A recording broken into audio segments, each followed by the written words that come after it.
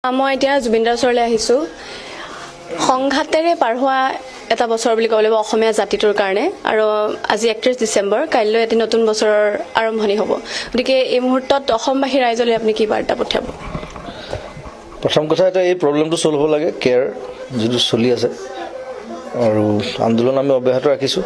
নতুন বছৰটো চলিব ভাগ ভাগকৈ, প্লেন ৱেইট, আৰু বছৰটো ভাল হওক সেইটোৱে কামনা কৰোঁ। সকলোৱে মানে প্ৰব্লেম ফ্ৰী হৈ থকাটো বিচাৰোঁ গোটেই অসমখন, আৰু মানে অশান্তি হৈ থাকিলে চব মানুহৰে প্ৰব্লেম হয় ন, চবৰে ক্ষতি হয়। গতিকে নতুন বছৰটো সুন্দৰ হওক, নতুন কাম হওক, নতুন কিবা কিবি। এতিয়া আমিও একো কাম কৰিব পৰা নাই, আজি 1 মাহ 1.5 মাহ হ'ল।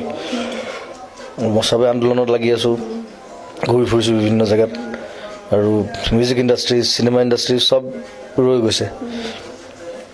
তাৰপৰা অৰ্থনৈতিক ক্ষতি হৈছে বহুত মানুহৰ। চ' সেইবিলাক নহওক সেইটোৱে কামনা কৰিছোঁ। আৰু চৰকাৰখনে অকণমান চিন্তা কৰক, মানে যিবিলাক মূৰ্খামি কৰি আছে, যিবিলাক নায়কত্ববাদ চলাব চেষ্টা কৰি আছে, তাৰ পৰা আঁতৰত থাকক। এনেও মানুহৰ বিশ্বাস গুচিয়ে গ'ল তেওঁলোকৰ ওপৰত। চ' গতিকে 2021 ইলেকশ্যনটো তেওঁলোকৰ কাৰণে বৰ জটিল হ'ব, মই এতিয়া কৈ দিছোঁ প্ৰথম কথা। আৰু আমি কোনোপধ্যে নামানো, আমি আমাৰ চিন্তাত অটল হৈ থাকিম সদায়। তথাপি মোৰ ফালৰ পৰা গোটেই অসমবাসীক মৰমৰ শুভকামনা জনাইছোঁ। নতুন বছৰটো সুন্দৰ হওক, সজীৱ হওক, তাকে কামনা কৰিছোঁ। এইখিনিতে আপোনাক আৰু এটা কথা সুধিব বিচাৰিছোঁ। আপুনি যিহেতু কৈছে অৰ্থনৈতিকভাৱেও সকলো তেনেধৰণে মনোনিয়োগ কৰিব পৰা নাই, বিভিন্ন কৰ্মক্ষেত্ৰৰ পৰা আঁতৰি তেওঁলোকে আন্দোলনত লাগিবলগীয়া হৈছে, তেনে পৰ্যায়লৈ আচলতে চৰকাৰখনে অসমবাসী ৰাইজক লৈ আনিছে। কিন্তু দেখা গৈছে যে বিভিন্ন সময়ত অসমৰ যিসমূহ মন্ত্ৰী আমোলা, তেওঁলোকেও এতিয়া বিভিন্ন সময়ত নিদ্ৰাগ্ৰস্ততাত ভোগা যেন আমি পৰিলক্ষিত কৰিছোঁ। তেওঁ বিভিন্ন সময়ত এজন মন্ত্ৰী আপোনাক বাৰে বাৰে আওপকীয়াকৈ প্ৰহাৰ কৰিবলৈ চেষ্টা কৰি আছে, সেই বিষয়ে কি ক'ব? সেইটো আচলতে নিদ্ৰা হৰণ কৰি দিছোঁ তেওঁলোকৰ। সেইটো বহুত আগতে কৰিব লাগিছিলে, এতিয়া সময়ত কৰিছোঁ, দৰকাৰ হৈছে যেতিয়া। মই প্ৰথম তেওঁলোক জিকোতেই কৈছিলোঁ, মই বোলো যদি কিবা গণ্ডগোল কৰে প্ৰথম মানুহটো মই হ'ম, কিন্তু উৎপাত কৰা। চ' সেইটো মোৰ তেজত আছে, মোৰ উপায় নাই সেইটো। আৰু মই সদায় ৰাইজৰ কাৰণে কাম কৰোঁ, মানুহৰ লগত থাকোঁ, তেওঁলোকৰ লগত থাকিম। গতিকে নিদ্ৰা হৰণ কৰি দিম তেওঁলোকৰ।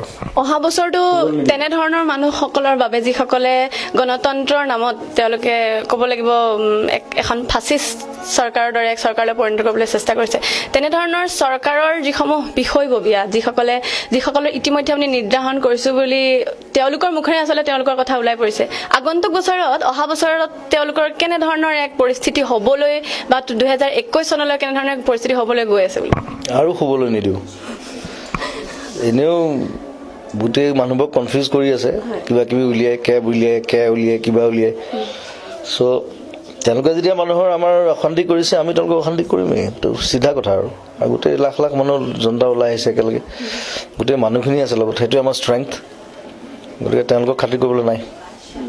ধন্যবাদ। আপোনালৈও খবৰ নৰ্থ ইষ্টৰ তৰফৰ পৰা থাকিল নৱবৰ্ষৰ বহুত বহুত শুভকামনা। Thank you. ধন্যবাদ।